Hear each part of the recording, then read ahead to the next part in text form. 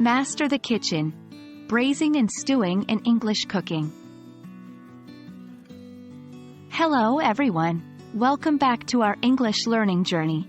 Today, we are delving into the delightful world of cooking and recipes.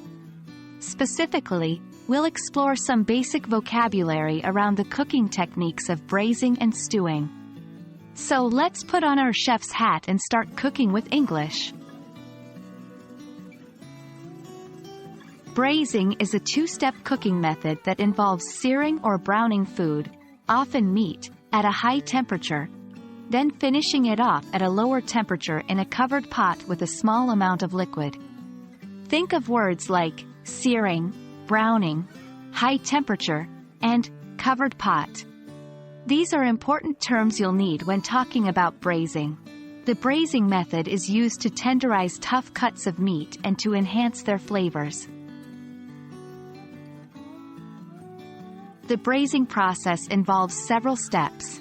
First, we season the meat. Next, we sear or brown it in a hot pan.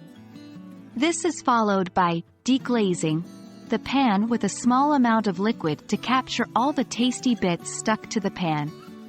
Then, we put the meat back in the pan, add some more liquid, cover the pan and let it simmer on a low heat until the meat is tender. Each of these steps has specific English vocabulary associated with it. Understanding these terms will help you follow English language recipes or cooking shows with ease. Moving on to our next technique, let's look at stewing. Stewing is a cooking method where small pieces of food, often mixed with vegetables, are cooked slowly in a small amount of liquid in a closed pot or pan. In this context, it's useful to know words like small pieces, slowly, liquid, and closed pot. Just like braising, stewing is used to cook tougher cuts of meat until they're tender, but it's also great for making hearty soups and broths. Stewing typically involves the following steps. First, we chop the food into small pieces. Then we brown or sauté these pieces in a pot. After that, we add liquid and bring it to a boil. Finally, we reduce the heat to low and let the stew simmer until all the ingredients are cooked and the flavors are well blended. Remember, understanding this process and the English language terms used in each step will give you the confidence to follow any English recipe or cooking tutorial.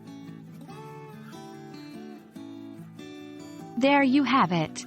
Today we explored the cooking techniques of braising and stewing, enriching our culinary vocabulary in English.